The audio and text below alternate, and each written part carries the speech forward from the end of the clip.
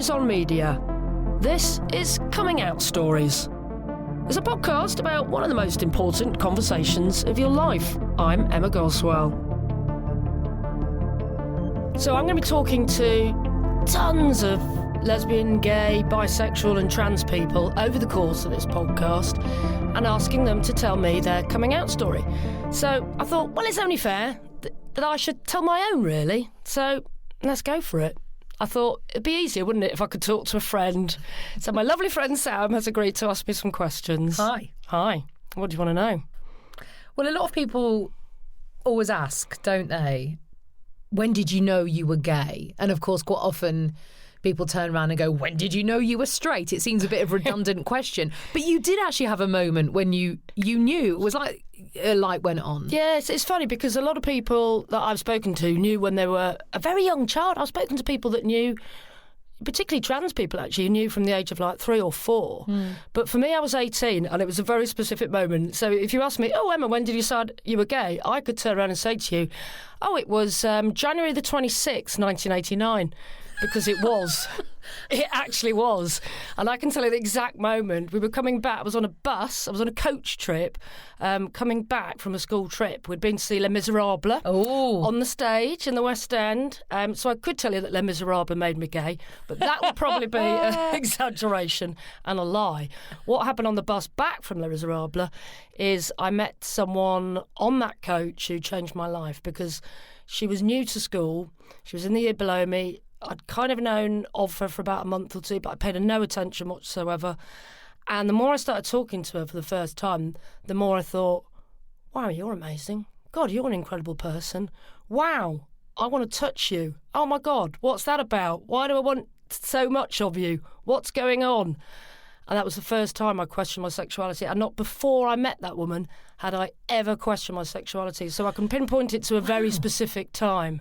I'd never thought, oh, I hadn't even worked out the fact that all my other friends were sleeping with boys and having boyfriends all the time, and I was just like, something not quite right here. I don't really want to touch any boys. But I hadn't worked it out in my head until I met my first girlfriend. Wow. So it wasn't a case of you having feelings that you suppressed or not understanding feelings and trying to fit in with the crowd, as so many other friends have told me. You were just like, oh, well, I know I don't like boys, but hadn't considered you might like girls? No, I hadn't considered it. 18's quite grown up. Because I know, I'm a slow developer, obviously. Slow developer, fast mover. So I only discovered on January the 26th that I might be into women.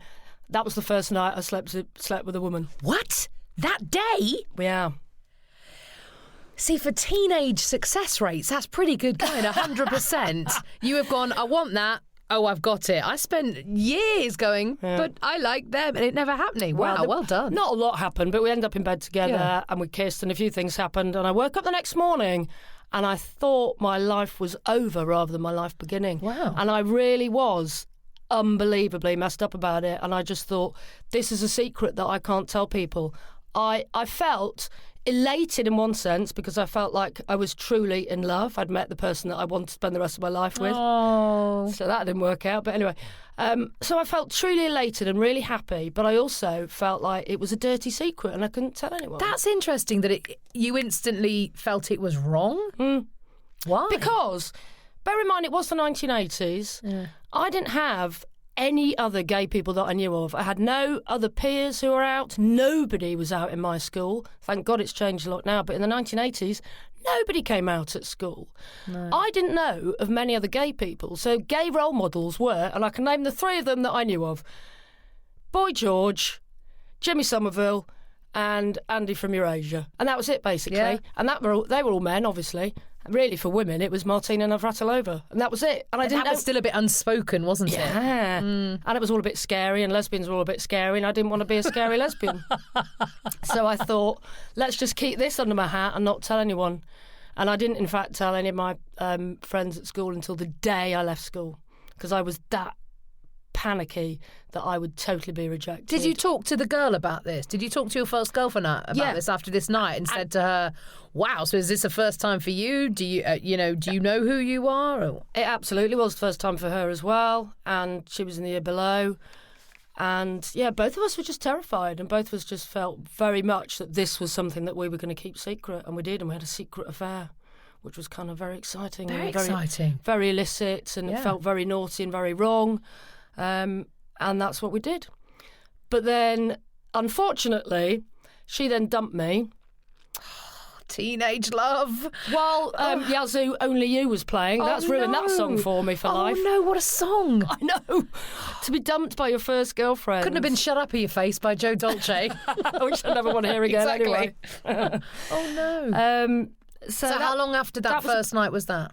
So I think we were together for about 9 months. Okay, it's a long time. And about the same time, well, after I was dumped, I was absolutely traumatised. And then this led to my family going, what the hell is wrong with Emma?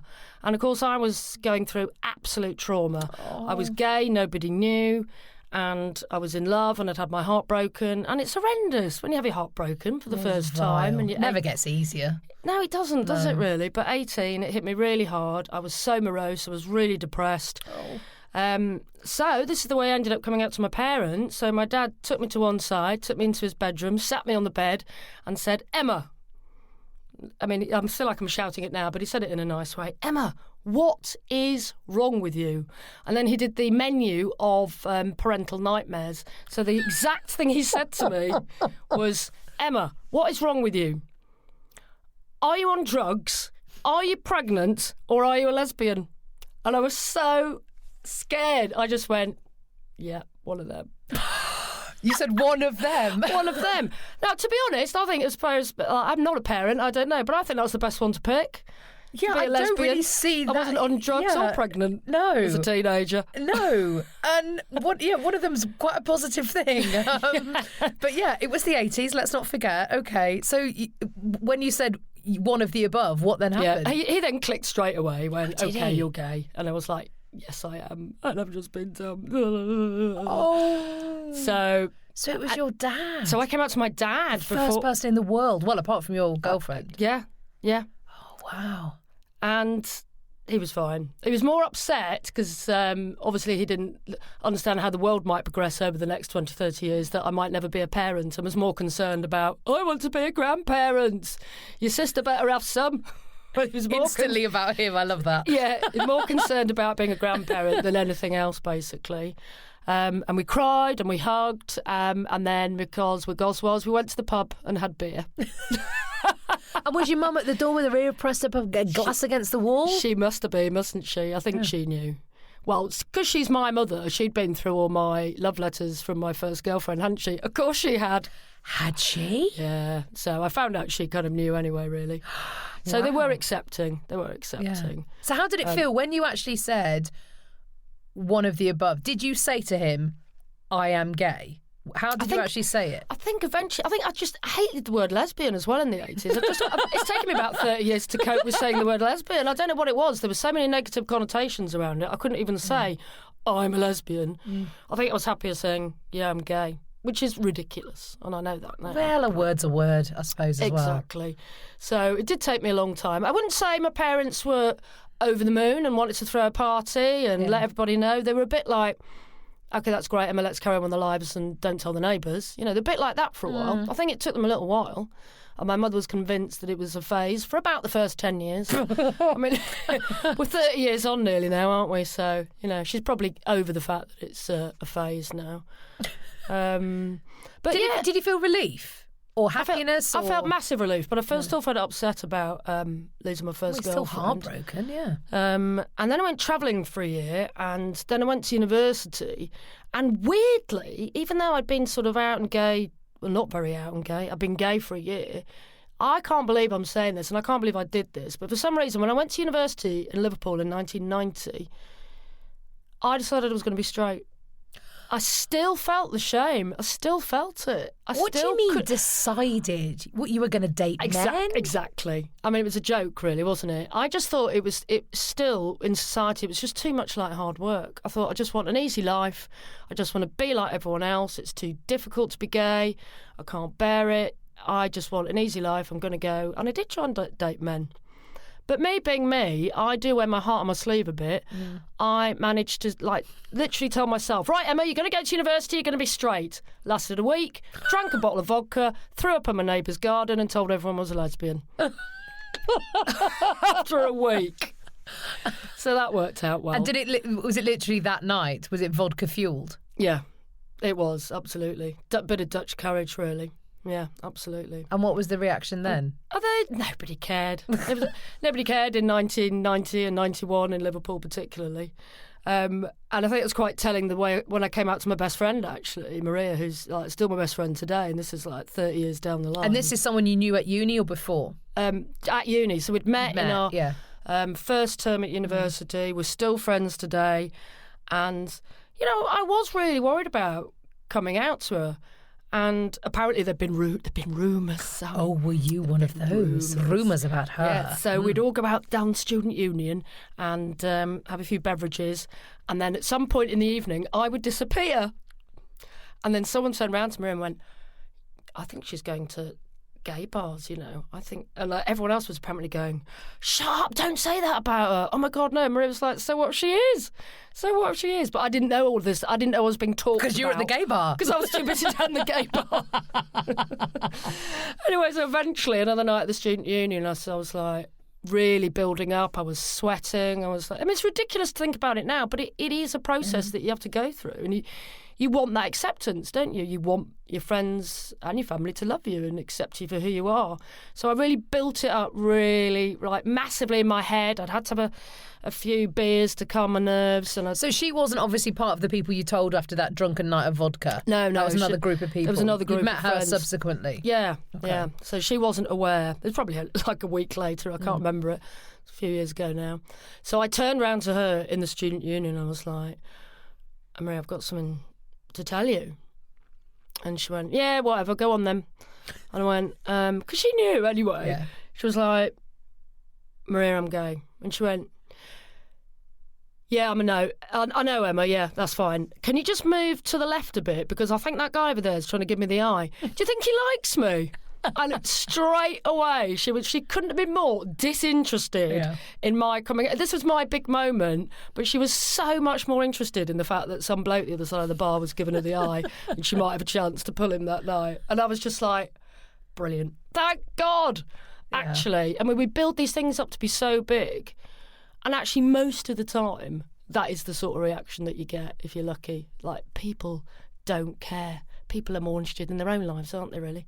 People are more interested in who they're going to have sex with that night than who you're going to have sex with that night, aren't they, really?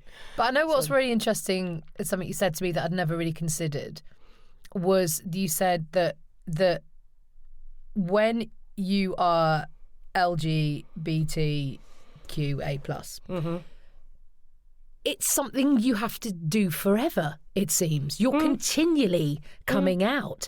Every new group of people you meet, every work job that you take, every, if you get a new doctor's or whatever, it seems to be a process you have to go through, which seems exhausting. Even a new hairdresser. Yeah. I got my hair cut when I was in America a couple of weeks ago. It's very nice. And thank you. Thank you so much. I'll let them know. Well, I won't because I won't see them again. But that's, literally, a conversation with anybody can somehow turn into, what are you doing this weekend? Who are you going with? Oh, I'm going with my girlfriend. Or, I went to such and such club last night. Oh, that's a gay club. It's like you're constantly doing it. And I think it does get easier. It does get easier. I think and most people you find don't care anymore. And I think that's kind of the point of doing this podcast, isn't it, really? Just to make people aware of that. Because when you first do it, it is the most terrifying thing. And yes, I was doing it in 1989 and 1990. But I think if I was a teenager still doing it today, it would just be as scary. Because you want that love, you want that acceptance. And unfortunately, homophobia is out there and homophobia is real. So it is a scary thing to do. So I'm really hoping that people will listen to these podcasts and realise that everybody's story is different, but most times it works out. You'll hear some stories on here where people have been through hell, people have been through shit, people have had bad reactions, but they've all said it gets easier. And I think that is such an important message. Well, thank you. Should we have a cup of tea? Yeah. No, let's have a beer. As ever. So that's me. We've got loads more stories to share with you, so please do subscribe wherever you get your podcasts from.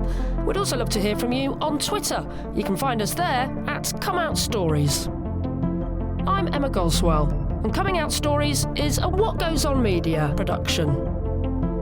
Coming up next, it's Dean. I didn't actually know that me liking boys had such, in-depth consequences for some people, and that this was a real struggle.